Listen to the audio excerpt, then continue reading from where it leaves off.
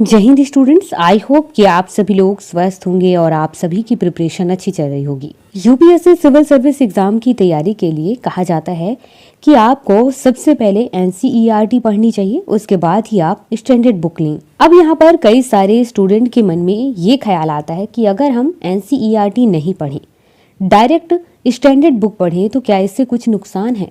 यहाँ पर आपको ये समझने की जरूरत है कि आखिर एनसीईआरटी पढ़ने के लिए क्यों कहा जाता है। एनसीईआरटी की खासियत ये है कि छोटे बच्चों को समझाने के हिसाब से आसान लैंग्वेज में हर एक टॉपिक को समझाया गया है।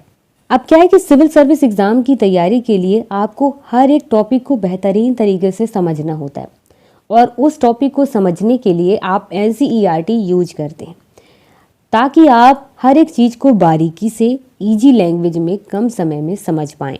जब हर छोटे छोटे टॉपिक को आप आसान भाषा में समझ जाते हैं तो उसके बाद जब स्टैंडर्ड बुक पढ़ते हैं उसमें हाई लेवल की हिंदी या इंग्लिश यूज किया गया होता है और उसमें जो भी टॉपिक को समझाया गया होता है वो हाई लेवल का होता है। मतलब ये है कि आपने अगर आसान लैंग्वेज में उस टॉपिक को समझा है तभी आप स्टैंडर्ड बुक को समझ पाएंगे, वरना बहुत सी चीज़ें आपकी समझ में नहीं आएंगी। सेकेंड चीज़ ये है कि कई बार यूपीएससी ने डायरेक्ट एनसीईआरटी से क्वेश्चन उठाया हुआ है, तो जब आप पढ़े हुए होंगे तभी तो आप आसानी से आंसर कर पाएंगे, वरना आपको भी दिक्कत होगी आंसर करने में।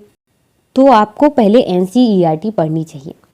अगर आपने एनसीईआरटी पहले ही बहुत अच्छे से पढ़ी है, हर एक टॉपिक को आपने अच्छे से समझा हुआ है, तो डायरेक्ट आप स्टैंडर्ड बुक में आ सकते हैं।